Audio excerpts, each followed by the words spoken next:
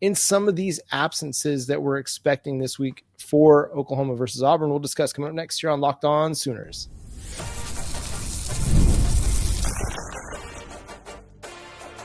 You are Locked On Sooners, your daily podcast on the Oklahoma Sooners. Part of the Locked On Podcast Network, your team every day. Once again, thanks for making Locked On Sooners your first listen every single day. Shout out to all the everydayers out there. Tune in and subscribe to the show wherever you get your podcasts. We're part of the Locked On Podcast Network, your team every day.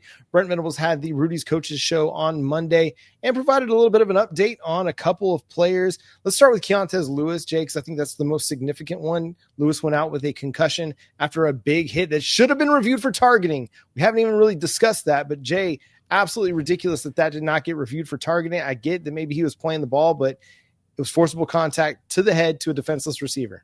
There it is. Yeah, it would have been nice to get that one, because they really kind of did us dirty with that, especially because they were, they got us with the R. Mason Thomas one, and he wasn't trying. You could tell that it wasn't a situation where he was trying to actually hit that dude. Yep. You could tell that he was pulling up. So I'm hoping the appeal actually goes our direction. But the good news on the Keontez Lewis front is great. The question is, John, if we don't get him, who at wide receiver do you think is going to be able to play, and who you think is going to be able to step up? Yeah, so I'm going to say Javonnie Gibson's going to play this week. But I think it's going to be Zion Kearney that gets most of the snaps on the outside, or Ivan Keontez Zion Kearney. But I do think that they're going to try and roll Javonnie Gibson out there to see, are you ready? He's going to go through warmups again, and if he's ready to go, it would not surprise me to see them play him this week. Javonnie Gibson, that's an interesting one. I know that, like you said, he's been going through warmups. We've seen him out there.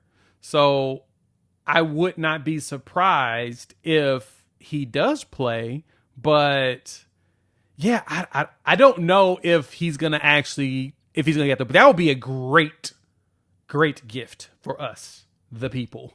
Because I know that we all want to see him play. We've heard nothing but great things about him. And yeah, that would be intriguing. So since he's been in full pass the last 2 games. Mm-hmm. He's gone through warmups. Mm-hmm. So you think that this is the one where they unleash him?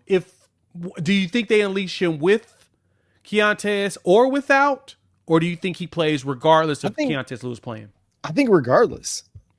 I mean, if he's gone through 2 weeks of warmups, that means he's going through practices. That means, to me, he's ready, but they just didn't feel the need to break him out for Michigan or for Temple.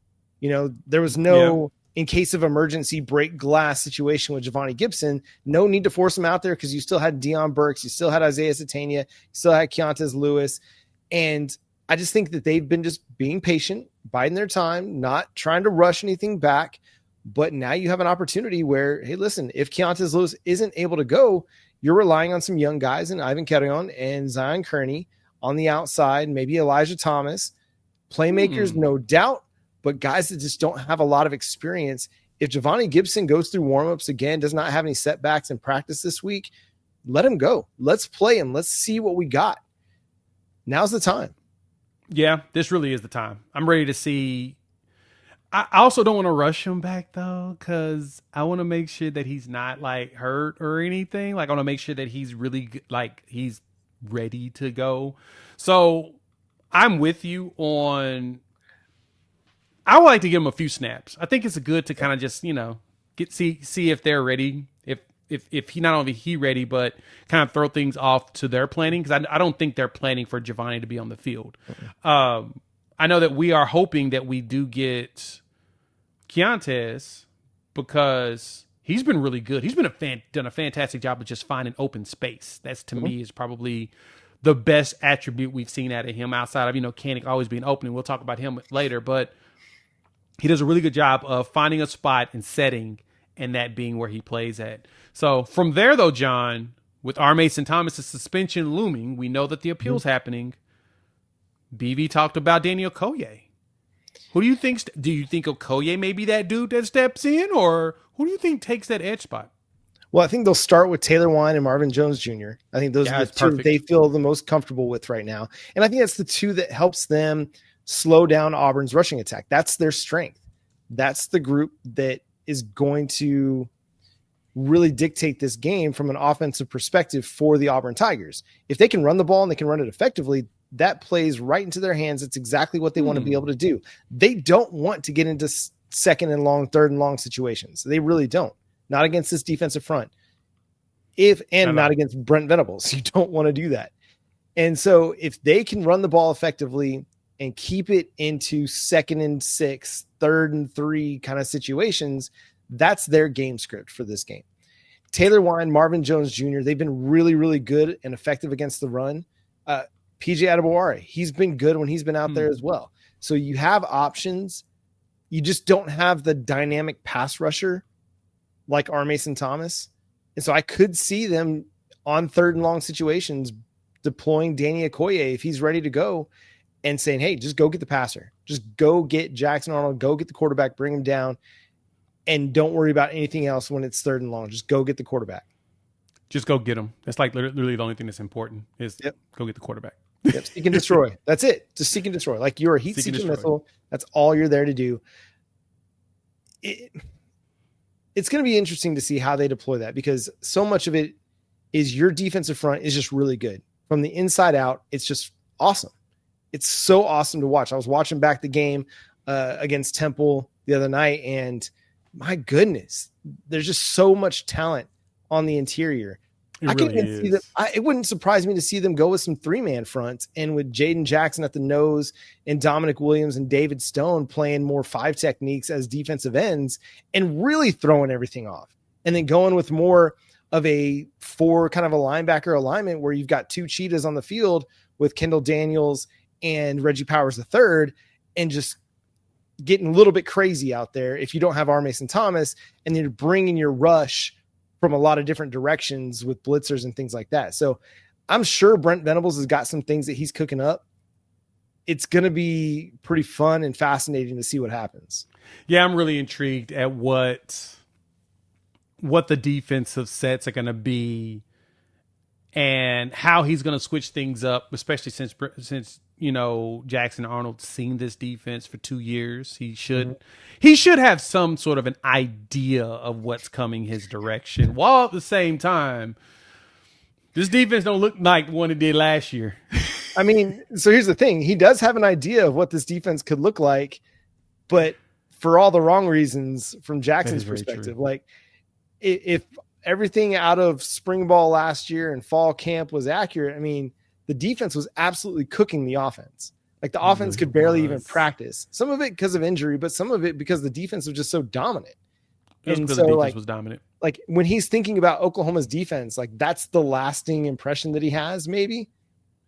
I mean, I don't know. Like if you're Jackson Arnold, you want to think as little about Oklahoma as possible, except for what you have to look for with giving keys and in different situations and blitz packages. You probably don't want to be thinking about them at all. That's true. Yeah. You don't want, yeah. That's a very good point. That's a very good point there. So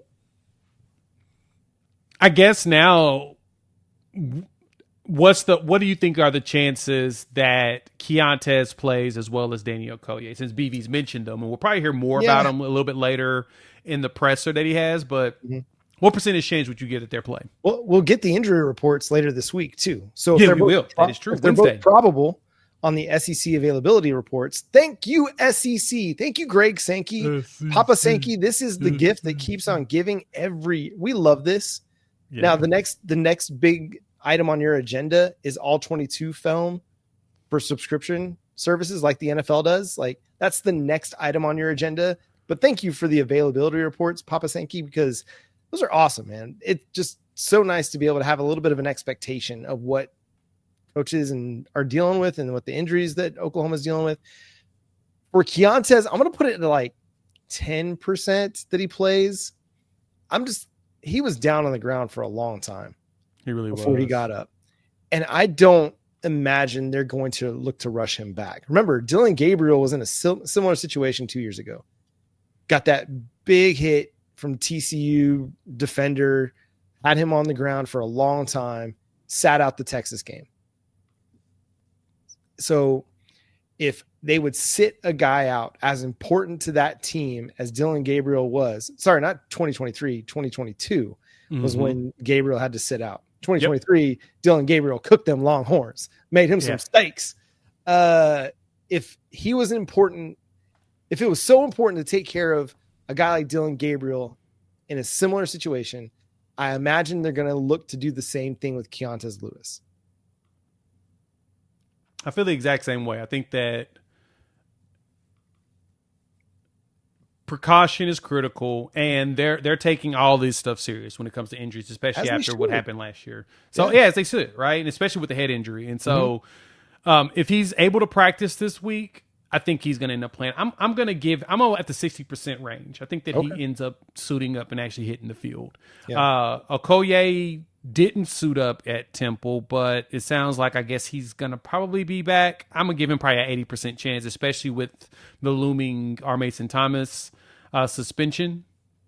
Makes sense to go ahead and unleash him. He is the most athletic dude, and we're playing against a very athletic quarterback. So to me, it's probably good to put the guys out there that can leverage athleticism and make that dude work harder.